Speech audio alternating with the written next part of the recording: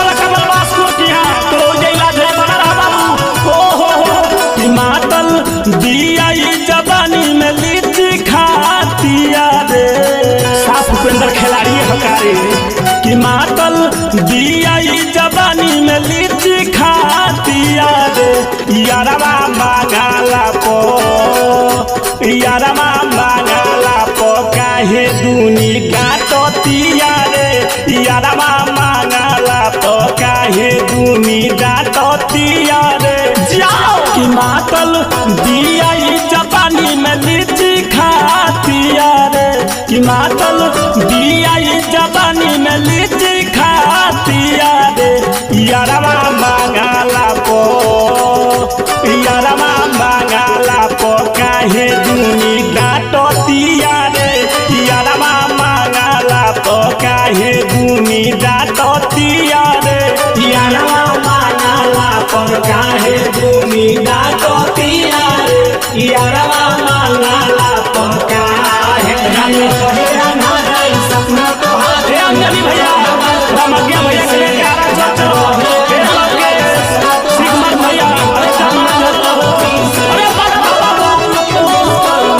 हम तू चौके पे ले हमारे यहाँ चल चलो अरे अमितो भाई बड़ा उदाहरण सेवा केंद्र बड़ी चलावता है आए हाय हाय हाय आओ बना को बना के तेरी बाबू सोनी नियन लागतिया बीता भर कमीज में मन करे कूद जाई हवाड़ा ब्रिज में हवाड़ा ब्रिज में हो हवाड़ा ब्रिज में सोनी नियन लागतिया बीता भर कमीज में मन करे कूद जाई हवाड़ा ब्रिज में रोजे रोजे अपन कपड़ा कहाँ ना सतिया रे रोजे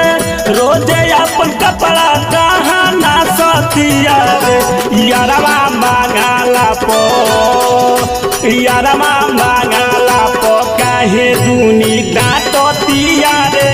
यारवा मांगला पो काहे दूनी डांटतिया रे यारवा मांगला पर काहे दूनी डांटतिया रे यारवा मांगला पर अरे के भैया की हां अरे मठौली सुचित भाई की हां मुखिया सुनोई चलिया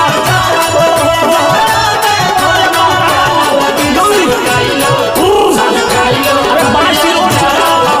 अरे महेंद्र भाई की अरे चल सोनू भाई की हां आई सोनू अमित भाई की हां चांदपुर रोड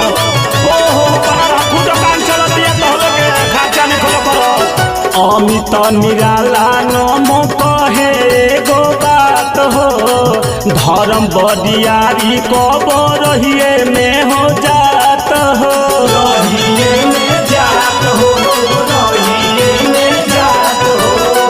हो अमित निराला नमो कहे एगो बात हो धर्म बदियारी कबरहिए में जात हो कि आपन ओठवा हमके देखी दाँत काटतिया रे कि आपन ओठवा हमके देखी दाँत काटतिया रे यारवा मांगला पो काहे दूनी डांटतिया रे यारवा मांगला पो काहे दूनी डांटतिया रे यारवा